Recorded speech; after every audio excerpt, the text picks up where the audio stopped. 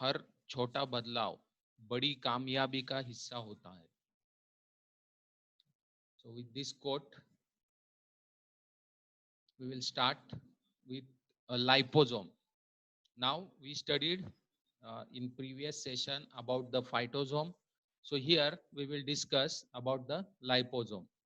Now on your screen, the structure of the liposome is there. So the hydrophilic payload or hydrophilic drugs are inside of this cavity. This is a lipid bilayer membrane, and you will see this is a lipid bilayer membrane, and from that the drug is going inside the cavity. So here in this following diagram, the these liposomes are there. Now this is considered as a cavity, so inside that there is a presence of the drug. Okay, so let us discuss about the liposome. Again we will discuss its introduction, method of preparation, and the other details of the liposomes. Now liposomes are the bilayered. Okay, liposomes are the concentric bilayer vesicle in which an aqueous volume is entirely enclosed by a membranous lipid bilayer, mainly composed of natural or synthetic phospholipid. Now there I have shown you the lipid bilayer membrane. So it is a concentric bilayer membrane, and inside that there is a presence of the aqueous volume. Okay, so that is called as a liposome. These are the artificially prepared vesicle made up of the lipid bilayer. Lipos stand for the fat, and soma means body. So fat like a body. Phytosome, we studied the plant or the drug, and some means body, cell. Okay. Then liposomes can be filled with drugs and used to deliver drugs for cancer and other diseases. Okay. Liposomes are microparticulate or colloidal carriers, usually 0.05 to 5 microgram in diameter, which forms spontaneous when certain lipids are hydrated in aqueous media. So liposomes are a microparticulate or a colloidal carriers, usually 0.5 to 5 micrometer in diameter, which form spontaneously when certain lipids are hydrated in aqueous media. Okay. So these are colloidal carriers. Even the phytosomes, those are available in the suspension form. So it is again a colloidal carriers, and the size is between 0.05 to 5 micrometer, and it lipid are hydrated in the aqueous media. So in simple terms, outside layer is of lipid layer, and inside there is a presence of the water molecule. Okay, and liposomes are composed of relatively biocompatible and biodegradable material, and they consist of an aqueous volume entrapped by one or more bilayer of a natural and synthetic lipid.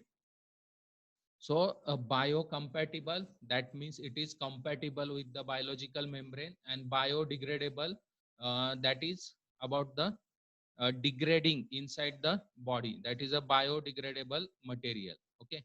Then this is the structure. That is the polar heads are there. Non-polar bilayer is there.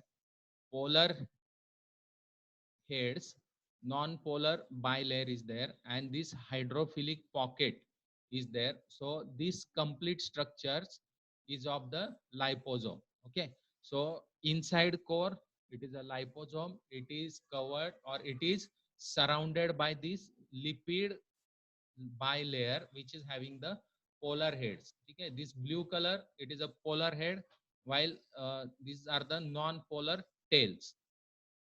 Okay, so that is the structure of the we can say liposome.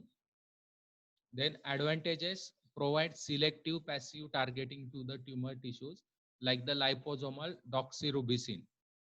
Okay, so selective passive targeting is there. Then increase efficacy and therapeutic index is there. Increase stability via encapsulation. improved pharmacokinetic effect like the reduced elimination, increased circulation lifetimes. Okay, circulation lifetimes. Flexibility to couple with site-specific ligands to achieve active targeting. Biodegradable and flexible, can incorporate micro and macro molecules and can carry both water and lipid soluble drugs. So these are the certain advantages of the liposome. So it is very selective, that is for the passive targeting for the tumor tissues. Then it is showing increased efficacy and therapeutic index. It is showing increased stability via encapsulation, improved pharmacokinetic effect, reduced elimination, flexibility to couple with site-specific ligands to achieve active targeting, and it is biodegradable and flexible. So these liposomes are having a very good advantages. Now this is the classification. Liposomes are classified depending or based upon various criteria.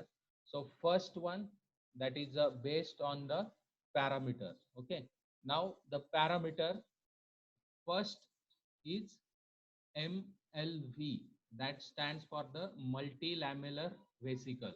Okay, now on the next page or on the next slide, I will show you the diagrams of that.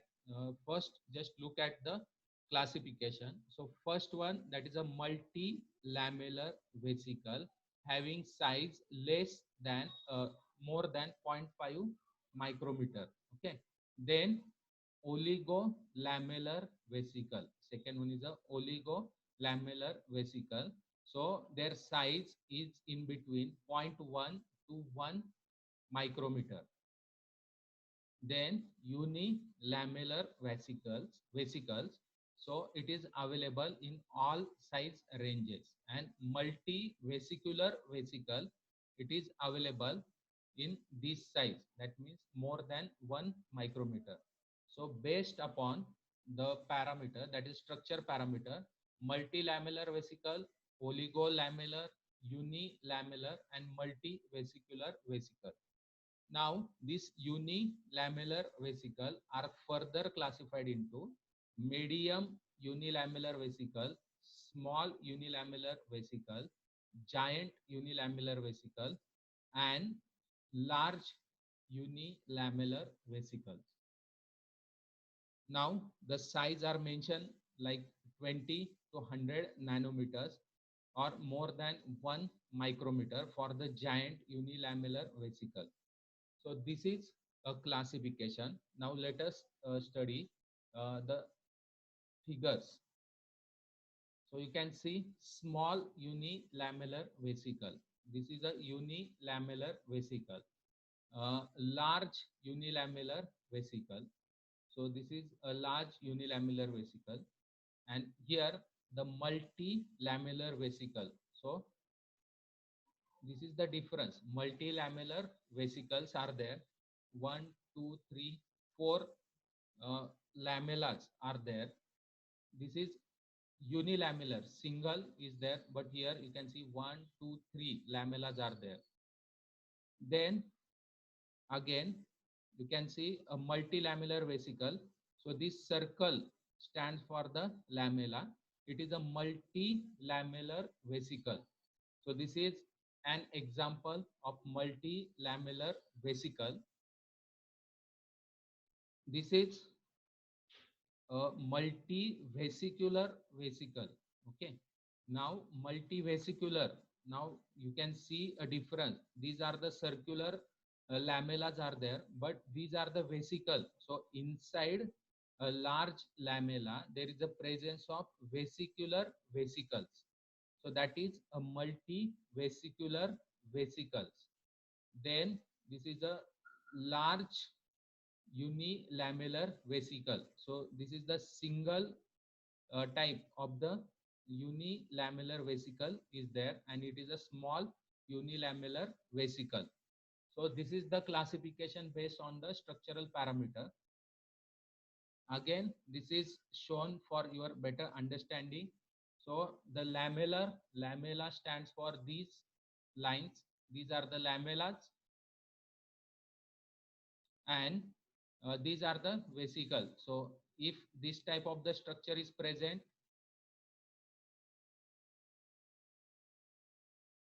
and inside that again circles are present, it becomes vesicular vesicle. And if this type of the structure is there, then it becomes a lamellar vesicle, that is called as a multilamellar vesicle. So this is one type of the classification. I hope you understood this. So the next, that is a liposomal classification based on the method of preparation. So this is a very vast topic, so I will not go in detail, just have a overlook. That is, a passive loading techniques are used, active loading techniques are used in liposomal preparation method. In case of the passive loading, again classified into three types: mechanical methods, solvent dispersion, and detergent removal methods. So mechanical method like thin film hydration, sonication, membrane extrusion, while solvent dispersion method, reverse phase injection method, and detergent removal, dialysis, size exclusion chromatography, and dilution. So this is again based upon the method of preparation, like the passive loading technique and the active loading technique. Uh, then material used in liposome preparation. So mainly five types of the materials are used. So first one is a phospholipids, then second sphingolipids, then glycospingolipids, then sterols, and last one is a synthetic phospholipids. So these type of the materials are used in the preparation of the liposome. So phospholipids like the glycerol, and the important of them is like lecithin or cephalin. Lecithin is nothing but the phosphatidylcholine, and cephalin is nothing but the phosphatidyl ethanol amine. These two are the major structural components of biological membranes, and therefore this is the choice of the compound or choice of the excipient in the preparation of various liposome. Then sphingolipids, they contain sphingosine as a structural backbone. Okay. Then apart from that, glycosphingolipids, they these are found mainly in gray matter of the brain tissue of higher animals and are used as a minor component. Okay. Then sterols, cholesterol and their derivatives are often used, and it is used because they acts as a fluidity buffer. Then they acts as an intercalator with a phospholipid membrane and decreases the permeability of membrane to water soluble molecules. Okay. And liposome without cholesterol are known to interact rapidly with plasma protein like albumin, transferrin, and microglobulin, which lead to physical instability of the liposome. And because it is causing physical instability, cholesterol is added in the liposome to stop the interaction with plasma proteins like the albumin, transferrin, and microglobulins. Okay. Let us study the method of preparation. The simple technique is there. The cholesterol, lecithin is taken. Now you need to generate the charge. So that solvent is taken. Then cholesterol, lecithin, and the charge means we can say salt solution may be used. So all these are dissolved in organic solvent. Okay. Now this charge means the herbal extract or drug. Okay. So cholesterol, lecithin, and uh, the drug material, it is taken together, dissolved in organic solvent. Okay. The name is given organic solvent. So it is dissolved in an organic solvent. Then the solution in organic solvent allow it to dry. The thin film is formed, and finally dispersion is prepared, that is called as a liposomal suspension. So again, simple method. In a phytosome, we use phospholipids. Here the presence of cholesterol, lecithin, and the drug. All these you have to dissolve that in the organic solvent. Okay. Then allow it to dry. Then thin film, allow it to form, and then disperse it. So this is a simple method of preparation for the liposome. Now, this is the last part for today's discussion, that is application. So various herbal, or we can say extracts, are available in a liposome form. For example, quercetin, then silymarin, then artemisia, paclitaxel, curcumin, garlicin, quercetin and rutin, wogonin, colchicine, catechin, etc. Okay, so all these are available in the liposome form. You can see their uses, like the quercetin. Now all these, like the quercetin, then catechins, okay, quercetin and rutin, these are flavonoid in nature and therefore having a strong antioxidant activity. Apart from that, it show anti-cancer activity. Here, the quercetin liposome enhance penetration in the blood-brain barrier is seen. Then improved bioavailability. Okay, so the different, for example, paclitaxel anti-cancer activity is there. Here, the method of preparation is mentioned. Then garlicin increase efficiency of the lungs. Then quercetin and rutin hemoglobin related activities. Then vogonin liposome, that is a anti-cancer activity. And last one, that is a catechins antioxidant and the chemo preventive activity. So these are the formulations and their activities in liposome category. Okay, and these are the few examples for your understanding, like uh, quercetin C liposomes are available in the capsule form. So inside the capsule, those are drug is available in the liposome form. Then liposomal curcumin and vitamin C is available in the liposomal form. Okay. So with this quote, we will end today's session.